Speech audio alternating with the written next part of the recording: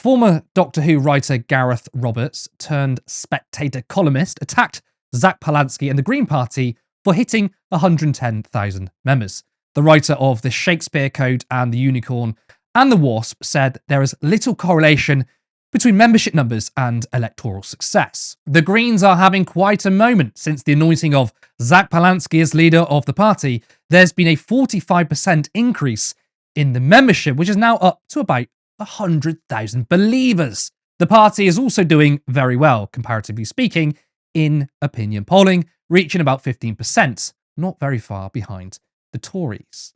But while the Greens are keen to talk up their polling success and growing membership, which is naturally good for party coffers, it won't necessarily correlate to wider electoral success.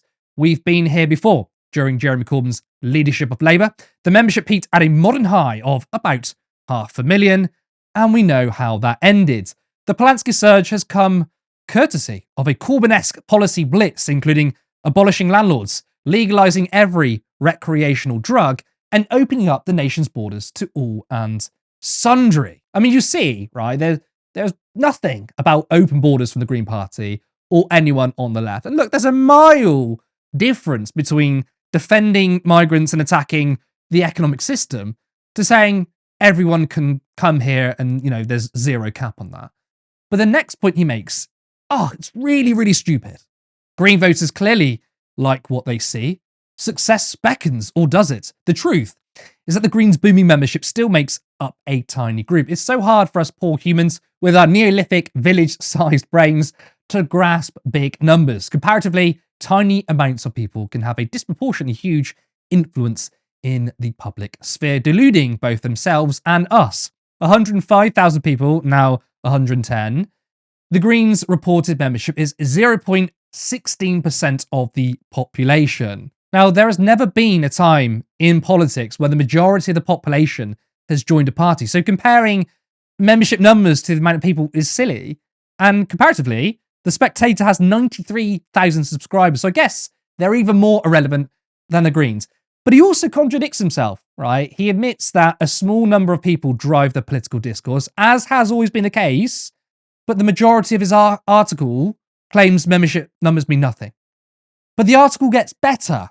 He accused the establishment of being left-wing. Research from Electoral Calculus tells us, for example, that the people who form the establishment of the country, necessarily a small group, are overwhelmingly progressive left in their opinions, splitting an astonishing 75% in favour of the left, 81% for academics and teachers. I mean, what is he talking about? Who is this establishment in the Electoral Calculus? I think he's just made it up, This is following the line of Matt Goodwin, pushing the false narrative of the so-called new elite, which are students, doctors, and teachers.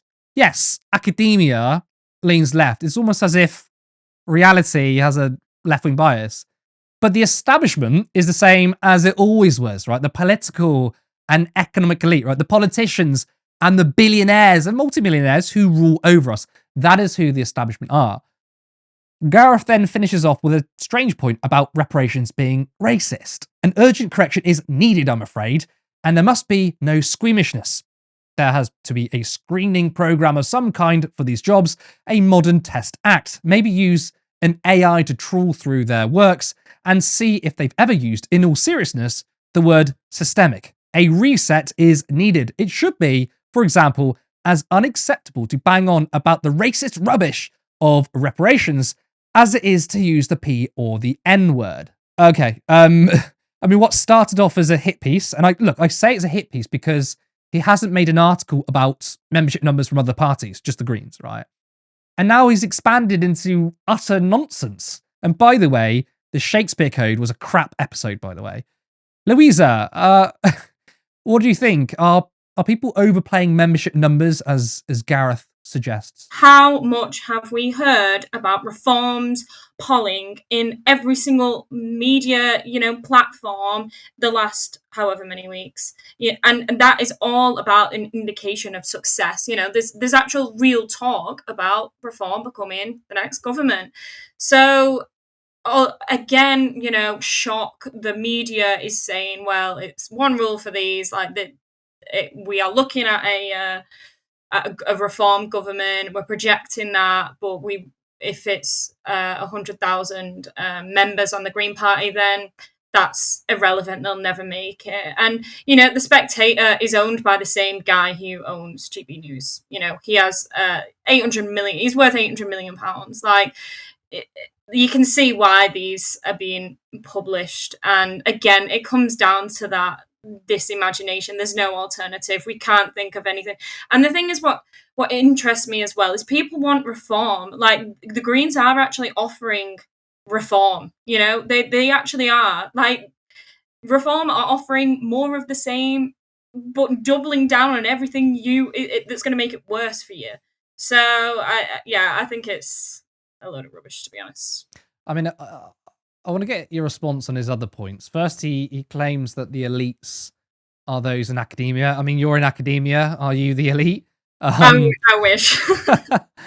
So you're in the elite, apparently, and he calls reparations racist. So can you delve into what this elite? Because it follows the line of Matt Goodwin. He thinks the new elite.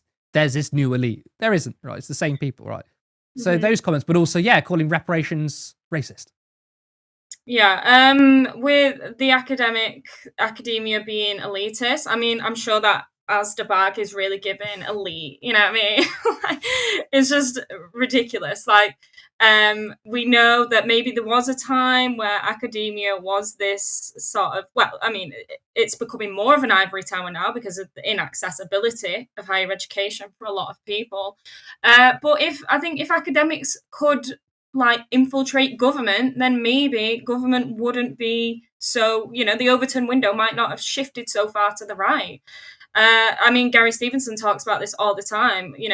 Academics need to be in that space, and we're not invited. And we know that the government that we have now, the elites, like they are asset owners. They own everything. They are looking after their interests, their assets, and I think that's the problem there. And to be honest, with the reparations that are racist, I don't even understand what that is about. I don't.